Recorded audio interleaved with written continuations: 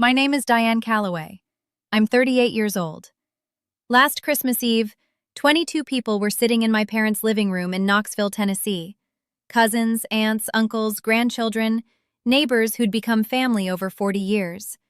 And my father was standing at the television trying to connect his laptop because he couldn't figure out the HDMI cable, which happens every year and is usually the funniest part of the night. It was not the funniest part of the night.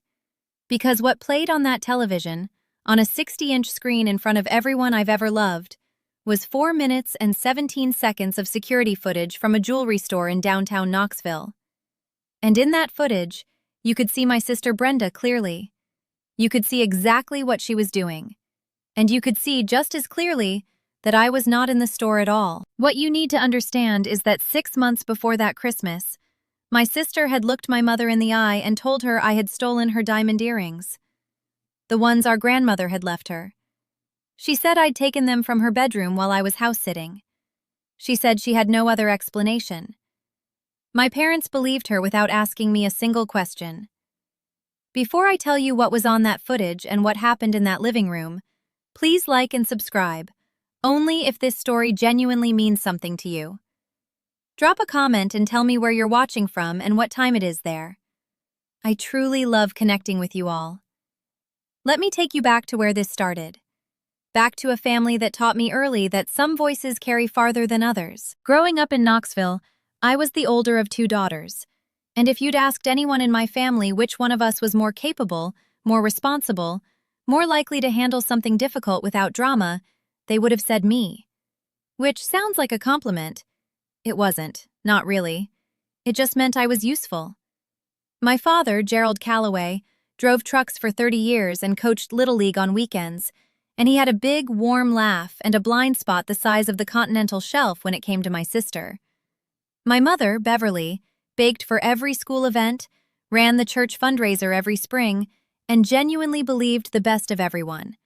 Which in practice meant she was the easiest person in the world to mislead if you knew how to do it with a trembling lip and the right timing. Brenda was 4 years younger than me.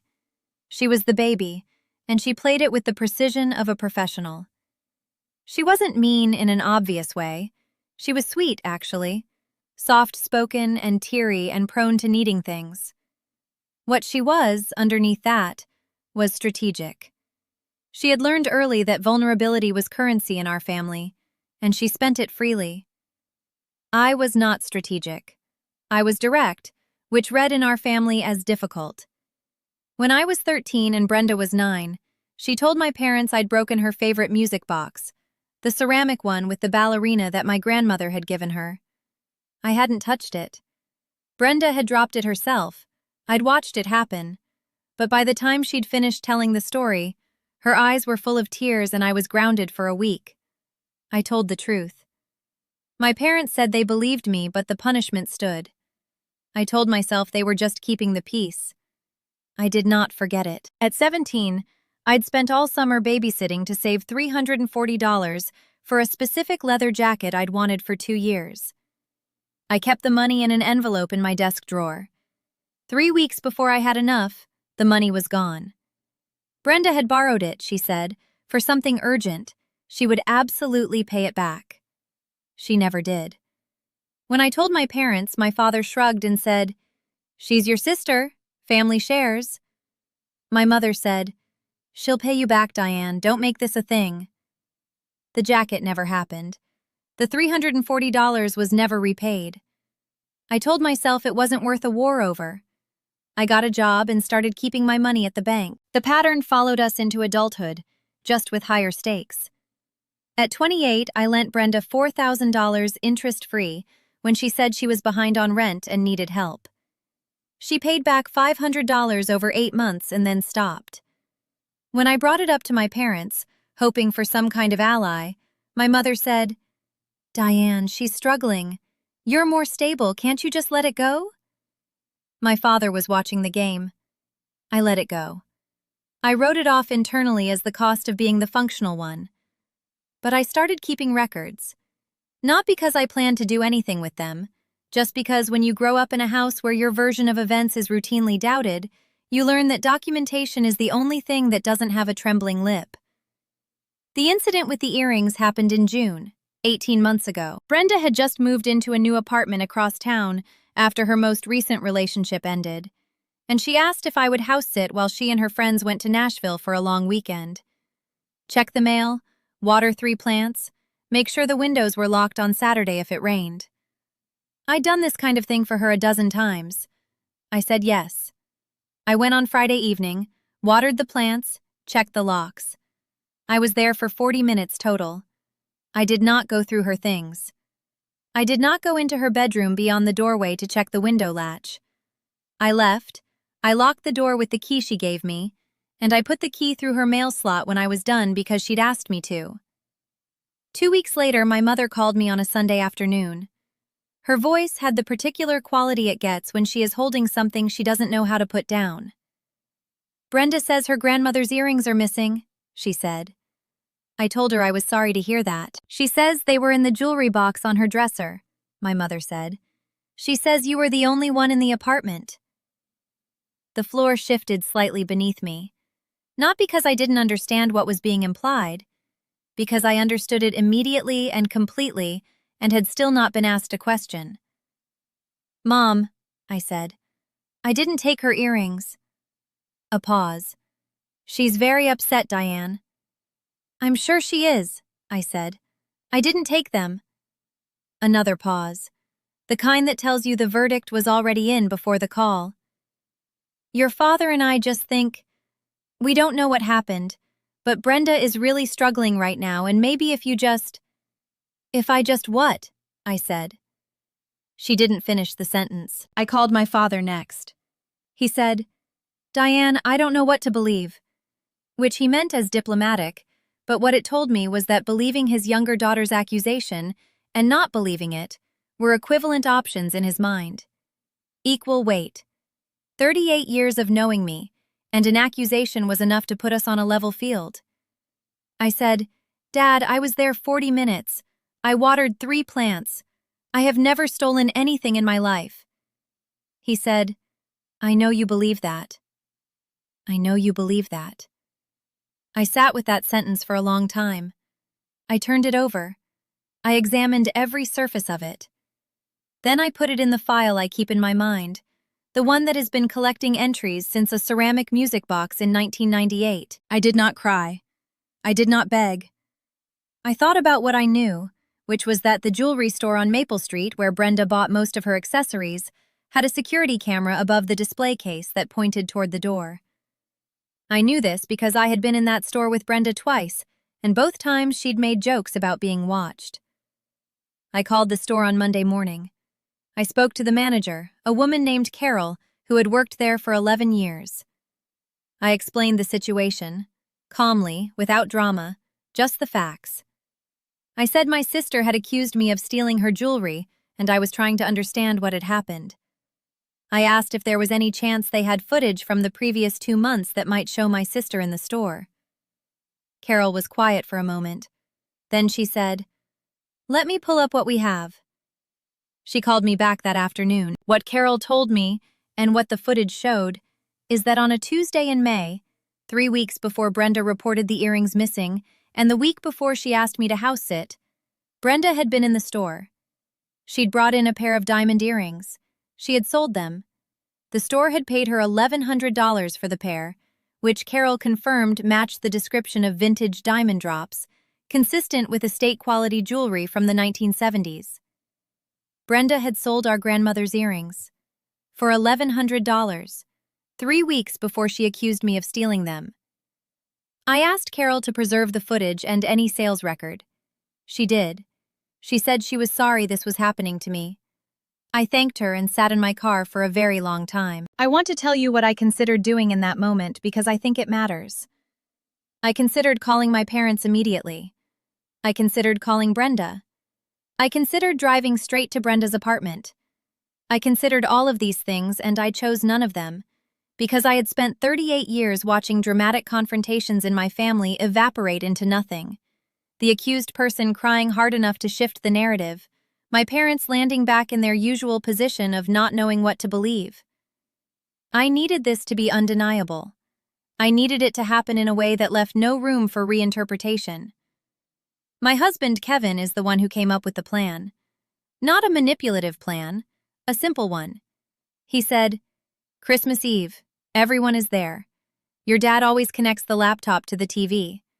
This year, we make sure the footage is what he finds." Kevin is a quiet man who was raised by a family that told the truth, and he has a particular patience with injustice that I find both admirable and slightly terrifying. He reached out to Carol at the jewelry store, got the footage file with the proper documentation, and spent 3 weeks figuring out the exact cable setup my father uses every year and making sure it would work. I did not tell a single person. Not my best friend, not my cousin, nobody. I went to Christmas Eve dinner. I brought the green bean casserole I bring every year. I hugged my mother. I sat across from Brenda, who smiled at me with the easy warmth of someone who has successfully offloaded her guilt. I smiled back. I was waiting. My father has been connecting his laptop to my parents' television every Christmas Eve for 9 years to play a slideshow of family photos. Every year it takes him 15 minutes, and he asks someone for help at least 3 times. This year, Kevin offered to help before my father could ask. Kevin is efficient. He had the laptop connected in under 2 minutes. Here is what my father did not know. Kevin had also, before dinner, while helping carry in the food, plugged a small USB drive into the back of the laptop. The drive contained one folder. The folder contained one file. Kevin had set the folder to open automatically when the USB was inserted. When my father clicked what he believed was the family photo slideshow, what opened instead was a media player. And what played was 4 minutes and 17 seconds of jewelry store security footage, time-stamped, showing my sister Brenda standing at the sales counter with a pair of earrings in her hand. It took the room about 10 seconds to process what they were seeing. The footage was clear. The timestamp was clear. Brenda's face was clear. 22 people in that living room, and you could have heard a fork drop. My mother said, "What is that Brenda?" Brenda was on the couch. I watched her watch herself on the screen. She went the particular color that people go when they realize there is no version of the next 60 seconds that works in their favor. "That's not what it looks like," she said. Nobody said anything. "I was going to buy them back," she said. "I needed the money. I was going to buy them back before anyone noticed." My father stood up from his chair. He looked at the screen, then at Brenda, then at me. His face was doing something I had never seen it do. It was recalculating. "Diane," he said. "My name. Just my name. I went to the store the Monday after she called Mom," I said. "I asked if they had footage. Carol, the manager, saved everything." I looked at Brenda. "I didn't take your earrings. I've never taken anything." Brenda started crying. This I had expected. What I had not expected was my mother's response to it. My mother did not move toward her. She sat very still, with her hands in her lap, and she looked at Brenda and said, in a voice I did not recognize, "You told us your sister stole from you." Brenda cried harder. I panicked. I didn't know what to say. "You said Diane stole from you," my mother said again, like she was making sure the sentence was real. My uncle quietly got up and took the children to the kitchen for cookies. The adults stayed. What followed was not a Christmas Eve anyone had planned. There was a conversation that lasted over an hour, and I will not pretend it was clean or neat because it wasn't. Brenda confessed to selling the earrings. She confessed to other things too. The $4,000 loan she never paid back, a birthday gift she'd told my parents I'd forgotten to send that I had sent. Several things I hadn't known about and several I had suspected for years. My father sat through all of it. When it was over, he looked at me and said, "I owe you an apology. A real one. Not right now because I don't have the words yet, but I owe you one." It was the most honest thing he'd said to me in years. I told him I'd be there when he had the words. It has been 7 months since that Christmas Eve. Brenda is in therapy, which she started in February. I don't know the details and I haven't asked. What I know is that she called me in March, not to explain or excuse, but just to say that she was sorry. She said it plainly, without crying, without asking for anything in return. It was the first time I'd heard her voice sound like an adult. I told her I heard her. That's as far as we've gotten. Maybe that's as far as we'll get for a while. I'm not rushing it. My father had that real conversation with me in January, over coffee at his kitchen table. He said he'd spent too many years assuming that the loudest grief in the room was the truest grief. He said he was sorry he hadn't protected me. He is 71 years old and it cost him something to say it, and I believe it was genuine, and I'm choosing to let it matter. My mother and I talk every Sunday. It's different now. She asks me questions and she listens to the answers. It's a small change and it is not nothing. Kevin bought me flowers the week after Christmas for no reason except that he could. I put them in a vase on the kitchen table and looked at them for 3 days. Here is what I want to say to you. If you are sitting somewhere right now with a truth that nobody in your family will touch because the lie is easier, document everything. Not for revenge, for clarity. Because the truth doesn't need embellishment or drama. It just needs to be preserved until the moment arrives when it can be seen. And that moment does arrive. It doesn't always arrive on the timeline you'd choose, or in the setting you'd design, or in front of the people you'd select. But it arrives. Don't perform your innocence for people who've already decided what they believe. Quietly gather what's real, protect it, wait for the right room. And when the room appears, let the truth speak for itself. It is better at this than you are. Better than any of us are. You are not responsible for the lies other people tell about you. You are only responsible for knowing your own truth and keeping it safe until the world is ready to see it. That's what I did. That's what you can do too. If this story meant something to you, please like and subscribe. But only if it genuinely did. And leave me a comment. Has someone ever told a lie about you that your own family believed? How did you handle it? I read every single comment and I want to hear from you. My name is Diane Calloway. I'm 38 years old, and for the first time in a very long time, everyone in that room knows exactly who I am.